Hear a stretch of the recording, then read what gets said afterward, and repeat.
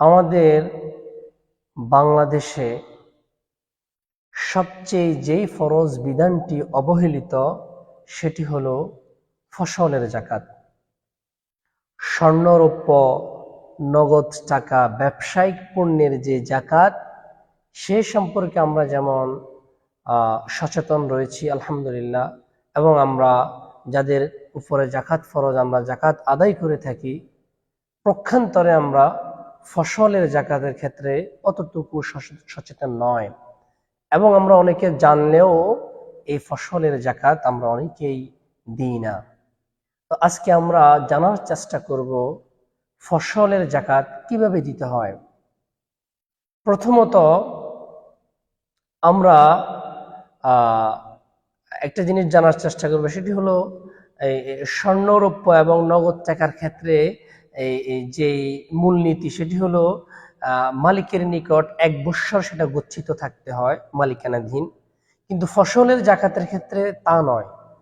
যখনই ফসল কাটা হবে তখনই ফসলের যাকাত দিয়ে দিতে হবে, কারণ ফসলটা হয় মৌসুম অনুযায়ী। যেমন ধানের মৌসুম আছে, ভুট্টা, গম, এরকম মৌসুম রয়েছে।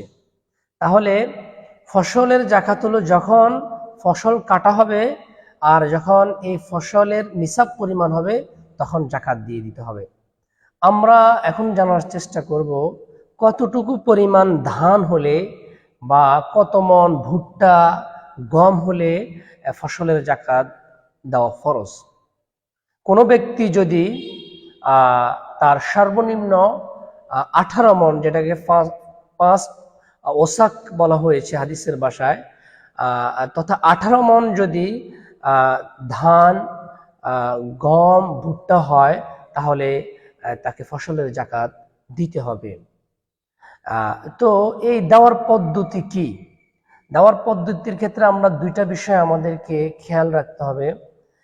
একটি নিয়ম হলো, যে সকল জমির মধ্যে চাষ করা হয়েছে, অর্থাৎ ধান, গম, ভুট্টা উৎপাদন করা হয়েছে, এটা ফানি সেচের মাধ্যমে, অর্থাৎ অর্থ খরচ করে যে ফসল উৎপাদন করা হয়েছে, ওই ফসলের যাকাতের ক্ষেত্রে কারো যদি 18 মন হয়, তাহলে সে সহজভাবে যদি আমরা বলি, প্রতি 20 মনে তাকে 1 মন ফসলের যাকাত দিতে হবে, অর্থাৎ 20 ভাগের 1 ভাগ।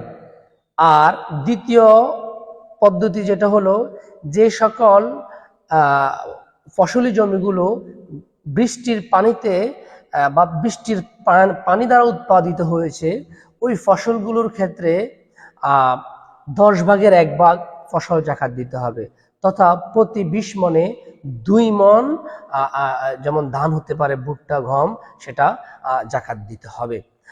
আশা করি আপনারা অনেকেই বুঝতে পেরেছেন ইনশাআল্লাহ তাআলা বিইজনিল্লাহ।